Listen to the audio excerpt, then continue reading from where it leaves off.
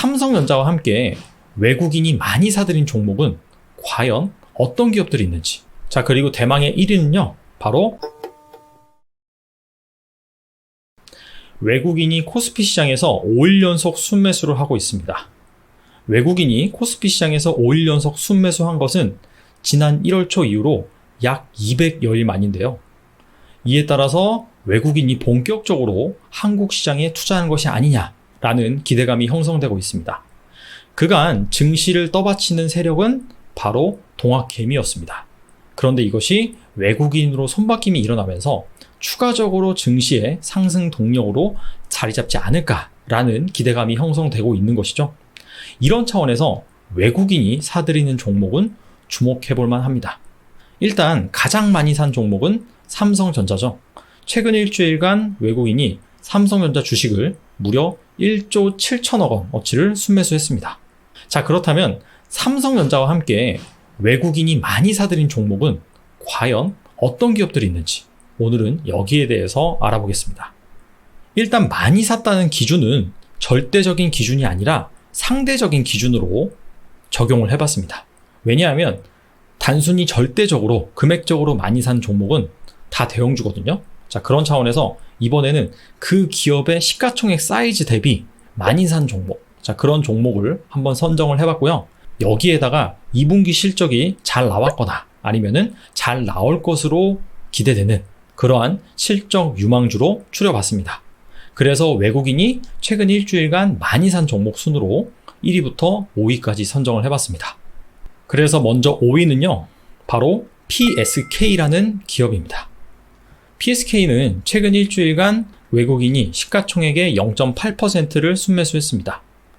PSK의 2분기 영업이익은 전년 동기 대비 무려 406%나 증가할 것으로 예상이 되는데요. PSK는 드라이 스트립 장비를 만드는 글로벌 1위 기업입니다. 드라이 스트립 장비는 반도체 공정에서 사용되는 장비예요. 반도체를 만들 때 일단 웨이퍼에다가 반도체 회로를 새깁니다. 그런데 웨이퍼에다가 직접 반도체 회로를 새길 수가 없습니다. 그래서 포토 레지스트라고 해서 감광액을 웨이퍼 위에다가 도포를 해줍니다. 그 다음에 노광 장비로 빛을 쏘아서 회로를 새기거든요.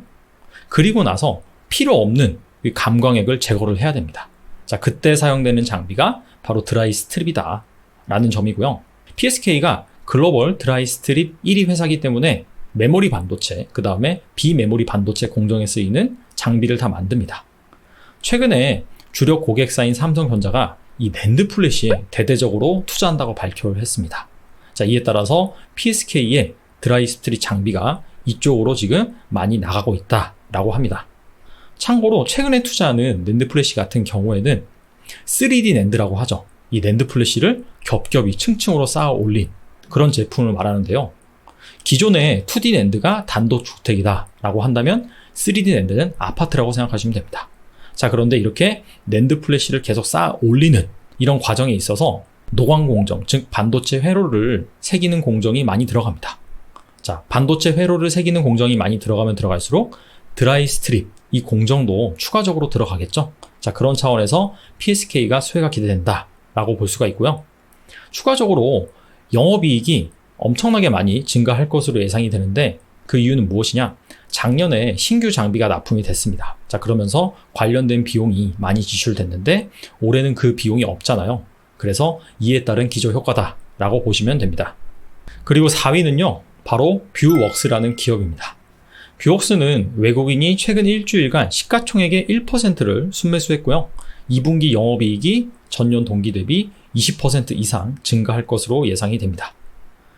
뷰웍스는 엑스레이 디텍터를 만드는 기업이에요. 엑스레이 디텍터는 엑스레이에 들어가는 핵심 부품인데 우리가 병원에 가서 엑스레이를 촬영하면 X선이 우리 몸을 투과합니다. 자, 그리고 나서 그 투과한 X선을 정기적인 신호로 바꿔서 결과적으로는 이미지화 시켜야 되거든요. 그런 역할을 하는 것이 바로 이 디텍터다. 엑스레이 디텍터는 다양한 분야에 쓰입니다. 가장 많이 쓰이는 분야는 의료, 그 다음에 동영상 분야에도 쓰이고 디스플레이 패널을 검사하는 그 장비, 그리고 뭐 골프 시뮬레이터 등 많은 분야에 사용이 되고 있어요. 최근에 코비드-19 때문에 병원에 가서 엑스레이를 찍는 환자들이 많이 늘었습니다. 왜냐하면 흉부 엑스레이를 찍어서 이 폐렴의 진척도, 그 다음에 염증의 정도 이런 것들을 확인할 수가 있거든요. 자, 그러면서 이 엑스레이 디텍터 수요도 같이 증가하고 있다라고 보시면 될 것 같습니다. 참고로 뷰어스는 매출의 77%를 수출을 통해서 발생을 시키고 있고 재무 구조도 상당히 우량합니다. 1분기 기준 순현금이 462억 원에 달합니다.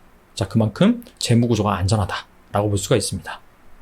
세 번째는요, 바로 에코 마케팅이라는 회사입니다.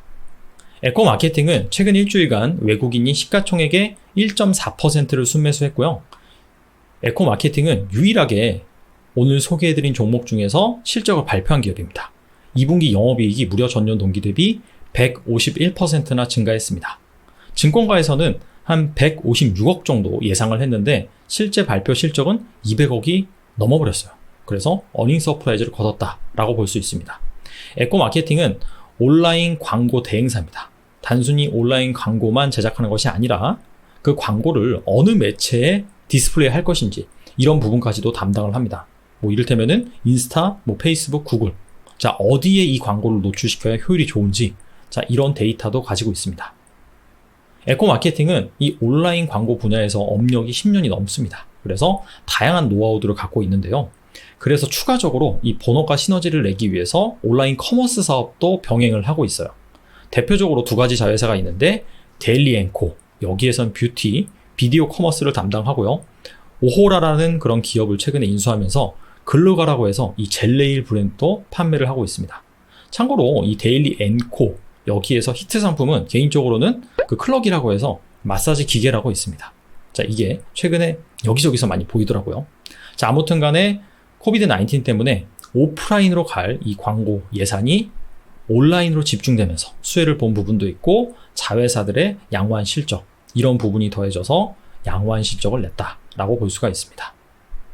그리고 에코 마케팅이 이번에 실적을 발표하면서 분기 배당을 발표했습니다. 그런데 분기 배당금이 540원으로 전년 동기에는 310원만 책정을 했거든요. 이거 대비 상당히 많이 증가를 했죠. 그래서 분기 배당금만으로 배당 수익률이 1.4%에 달하는 수준을 기록을 했습니다. 향후에도 약간 배당주로서의 매력도 부각될 것으로 예상이 됩니다. 그리고 2위는요, 바로 솔리드라는 기업입니다. 솔리드는 최근 일주일간 외국인이 시가총액의 1.5% 정도를 순매수를 했습니다. 그리고 2분기 영업이익은 전년 동기 대비 흑자 전환을 할 것으로 예상이 되고 있어요. 그런데 애널리스트들이 예상한 2분기 영업이익 컨센서스가 약 9억 원이거든요. 그렇기 때문에 이 규모가 크지 않기 때문에 9억 원보다 더 잘 나올 수도 있고, 그 다음에 오차 범위 내에서 적자를 기록할 수도 있습니다. 이것은 참고하시기 바랍니다. 솔리드는 대표적으로 디지털 뉴딜 수혜주라고 꼽습니다. 왜냐하면 솔리드가 이 중계기를 만드는 회사이기 때문이죠. 최근에 정부가 한국형 뉴딜 목표를 세우면서 여기에다가 2025년까지 사업비를 160조 원을 투입한다고 밝혔는데 그 중에 대표적인 것이 디지털 뉴딜이죠. 자, 이에 따라서 통신 3사도 2022년까지 총 25조 원의 시설 투자를 집행을 해서 5G 전국망을 구축할 예정입니다. 최근에 5G 관련돼서 문제가 많죠. 5G 요금을 내고 사실상 쓰는 건 LTE다. 자, 그래서 이걸 환불 소송을 해야 된다. 이런 얘기도 계속해서 나오고 있습니다. 자, 그만큼 기지국에다가는 투자를 했는데 음영지역이 많은 거예요. 자, 그래서 이러한 음영지역을 커버할 수 있는 것이 바로 중계기. 자, 그런 차원에서 솔리드 같은 경우에는 우리나라 이동통신 3사에 모두 다 중계기를 납품하고 있습니다. 그래서 이런 부분이 투자 포인트가 될 수 있다라고 말씀드릴 수가 있습니다. 추가적으로 유럽 관공서에서 대규모로 진행하는 프로젝트, 이것을 수주할 가능성이 있다라고 하는데 이 부분은 그냥 참고만 하시면 될 것 같고요. 자, 그런데 이 솔리드라는 기업은 아무래도 통신 장비 기업이다 보니까 실적 변동성이 크고요. 그 다음에 재무 안정성도 추가적으로 점검을 해볼 필요는 있습니다. 현재 부채 비율이 120%가 넘고요. 유동 비율은 100%가 조금 안 돼요. 그래서 과거의 내역을 보면 전환사채라든지 유상증자 이런 것들을 좀 많이 한 편입니다. 그래서 그런 부분들은 참고하시는 게 좋을 것 같습니다. 자, 그리고 대망의 1위는요, 바로 DB하이텍이라는 기업입니다. DB하이텍은 최근 일주일간 외국인이 시가총액의 1.7%를 순매수했고요. 2분기 영업이익이 전년 동기 대비 42% 증가할 것으로 예상이 됩니다. DB하이텍은 8인치 웨이퍼 주력의 파운드리 업체입니다. 최근에 삼성전자가 SK하이닉스의 주가와 디커플링 현상이 일어났죠. 그 이유가 바로 이 파운드리 때문이죠. TSMC가 글로벌 파운드리에서 1위를 차지하고 있는 기업입니다. 그런데 이 파운드리 시장이 회복이 되고 실적이 잘 나오다 보니까 7월 들어서만 주가가 어마어마하게 올랐거든요. 자, 이에 따라서 삼성전자도 그 영향을 받아서 같이 긍정적인 흐름이 나오고 있죠.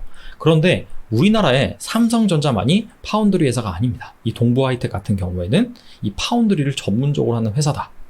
글로벌 시장 점유율은 한 2% 정도로 작긴 하지만은 그 자기만의 8인치 웨이퍼 분야에서는 강점을 가지고 있습니다.